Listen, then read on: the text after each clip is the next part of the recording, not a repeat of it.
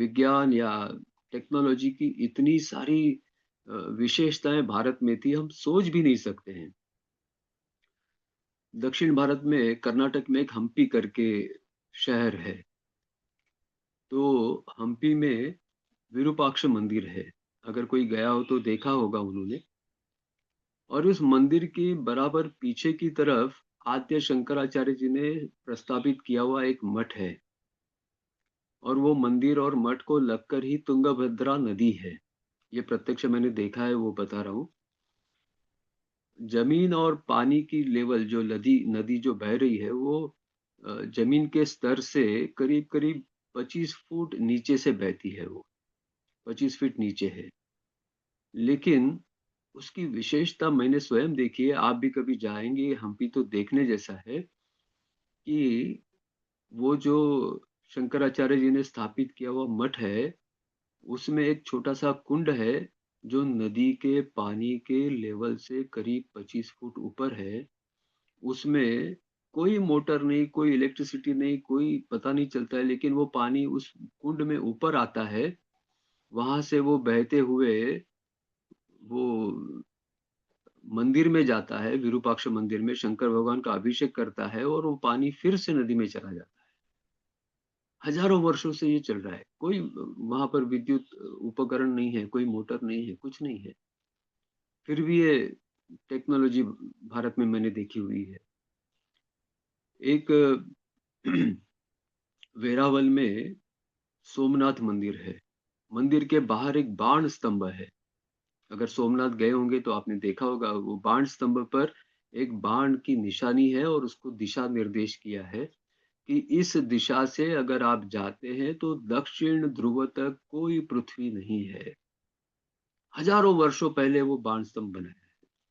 उस समय पे तो कोई सैटेलाइट नहीं थे कि जिससे हमें पता चले कि उसमें वहां पर कोई पृथ्वी है, कोई जमीन का भाग है या नहीं है। लेकिन अपने ऋषि मुनि के पास इतना प्रगत विज्ञान था कि उन्हें पता था कि कहाँ पर क्या है। विजयनगर में विट्ठल मंदिर है। उस विट्ठल मंदिर के जो स्तंभ है, जिस स्तंभ पर वो मंदिर खड़ा है, उसमें बजाने के बाद संगीत के 7 स्वर निकलते हैं पत्थर में से। ऐसी बहुत सारी विशेषताएं हमें ये सारी पता चले तो हमें श्रद्धा और बढ़ेगी अपने संस्कृति के विषय में, अपने शास्त्रों के विषय में। दिल्ली के पास एक मेहरौली करके स्थान है। उस मेहरौली में चंद्रगुप्त II के समय का एक लौह स्तंभ है। हजारों वर्षों से खड़ा है वो। उसके ऊपर कोई छत नहीं है। ना ही छत है तो धूप, पानी, हवा सब झेल रहा है हजारों वर्षों से, लेकिन इतने वर्षों में उसे कहीं पर भी जंग नहीं लगा है।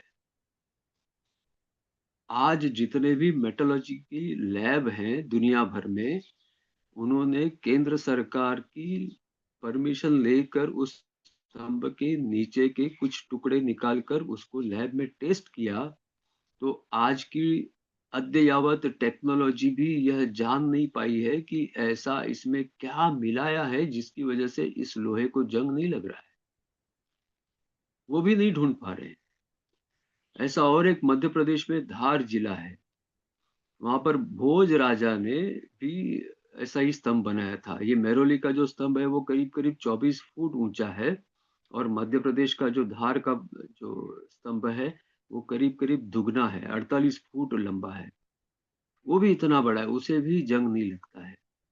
इतनी प्रगत टेक्नोलॉजी अपने पास थी। केवल इतना ही नहीं तो अपने शास्त्रों में धातु का, पत्थर का, लकड़ी का, उसका अलग अलग वर्णन ऐसा किया है कि पत्थर भी है अगर है तो वो स्त्रीलिंगी पत्थर कौन सा है, पुरुषलिंगी पत्थर कौन सा है, सत्व गुण प्रधान कौन सा है, रजोगुण प्रधान कौन सा है, तमोगुण प्रधान कौन सा है। यानी पत्थरों में भी ऐसी हम उसमें वर्गवारी कर सकते थे। यानी कोई मूर्ति बनानी है, पुरुष देवता की बनानी है, तो उसमें पुरलिंगी पत्थर होना चाहिए और वो भी सत्व गुणी होना चाहिए। इतनी परख करने का सामर्थ्य अपने यहाँ के कारीगरों के पास होता था। अगर कोई महिला देवी की प्रतिमा बनानी है, मूर्ति बनानी है, तो वो स्त्रीलिंगी पत्थर होना चाहिए और वो सत्वगुणी होना चाहिए। किसी भी मंदिर में तमोगुणी पत्थर नहीं होना चाहिए। रजोगुणी भी पत्थर है तो वो नीचे नींव में रहेगा, ऊपर शिखर पे नहीं जाएगा वो। यानी इतनी वर्गवारी करने का सामर्थ्य अपने पूर्वजों के पास था, वो उन्होंने अपनाया था।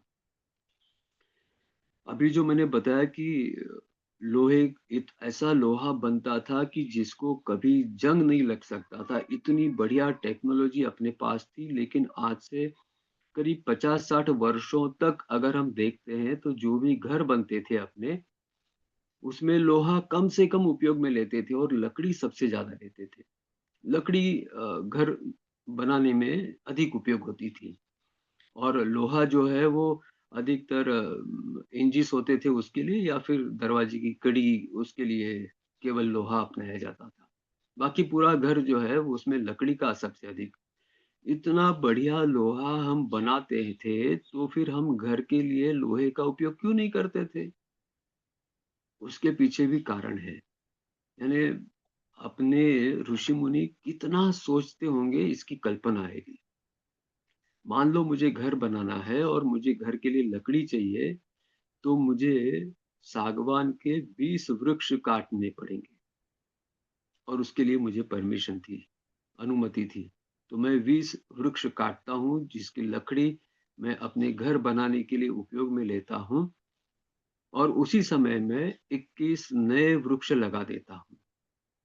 आज मैंने 21 नए वृक्ष लगा दिए हैं तो 25 वर्षों में फिर से वो आने वाली पीढ़ी के लिए वो लकड़ी उपयोग में आएगी।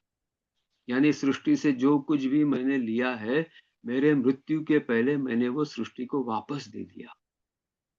लेकिन अगर मैं घर बनाने के लिए लोहा निकालता हूँ जमीन में से, आयरन ओर निकालता हूँ, और उससे मैं लोहे से अपना घर बनाता हूँ, तो उतना आयरन ओर फिर से जमीन में बनने के लिए 600 वर्ष लगने वाले हैं।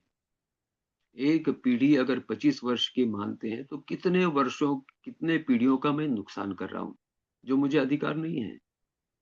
यानी इतनी समझ भी समाज में अपने ऋषि मुनियों ने दी थी कि लोहा भले कितना ही उत्कृष्ट क्वालिटी का बनेगा, लेकिन उससे घर नहीं बनाना है, घर लकड़ी का ही होना चाहिए। इतनी समझ अपने समाज के अंतिम व्यक्ति तक पहुंचाने का काम उन्होंने किया था। केवल इतना ही नहीं, समाज व्यवस्था का एक छोटा सा उदाहरण दे देता हूँ। अपने समाज में हर एक को अपनी आजीविका चलाने का पूरा अधिकार, वो भी सम्मान के साथ, हाथ फैलाकर नहीं। जितने भी समाज के घटक होते थे सभी ने अपना अपनी जो आजीविका है वो सम्मान के साथ चलानी है, और हर एक को उसके साल भर की जितना खर्चा हो रहा है उतना पैसा उसे अपने व्यवसाय से मिल रहा है कि नहीं, ये भी देखा जाता था। एक छोटा सा उदाहरण कि अपने समाज में एक बुक्का समाज होता था। बुक्का समाज का काम क्या है? तो